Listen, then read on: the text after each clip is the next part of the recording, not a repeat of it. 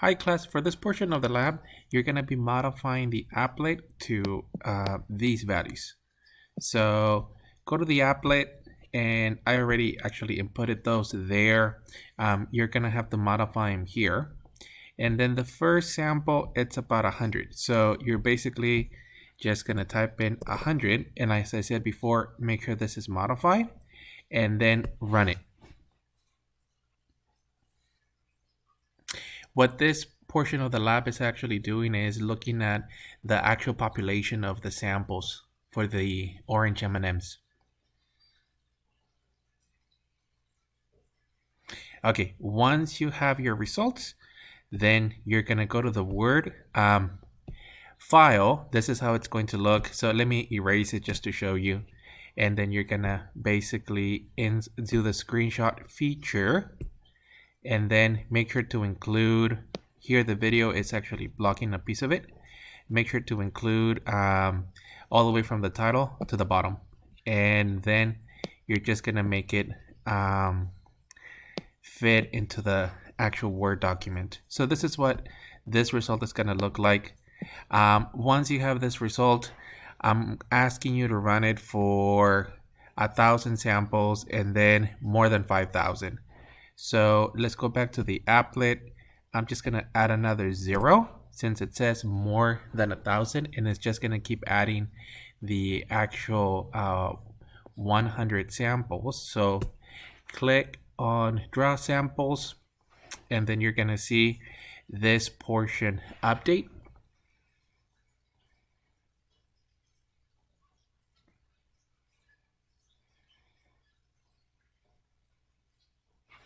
And then once again, cut and paste it. So your result, it's going to be slightly different, but nonetheless, it should look like this as you insert it.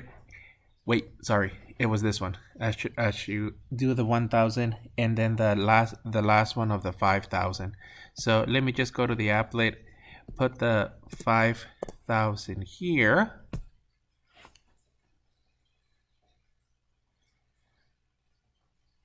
And then what you're seeing is as your samples get larger and larger, this is what it's looking like.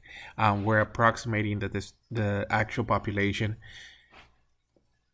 Okay, here we go. So this is the last one for the 5,000, or it's actually more than 5,000.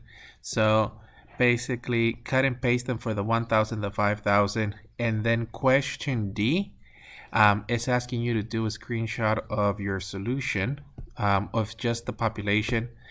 In this case, well, you would just do a insert this screenshot feature again, and then capture that. So this is what I want to see in part D. The last portion on E is asking what is the shape of the approximate distribution. If you actually use these values, which is the 20 and the 100, your sketch on this portion is going to be very similar to this, but it's likely that you're going to get different results since it's using a random command. So the proper wording on this one is that your distribution, it's approximately bell shape. In this case, you can actually see that this is bell shape. My arrows are a little bit off. Oh, it won't let me erase. Oh, there we go.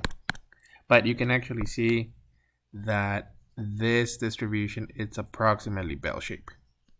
If you get different results, then just write it. But the proper wording on part E is you're using an approximate, since here we're looking at the population as your samples get larger and larger. So make sure you do the screenshot, and it looks very similar to this. Same idea for the actual other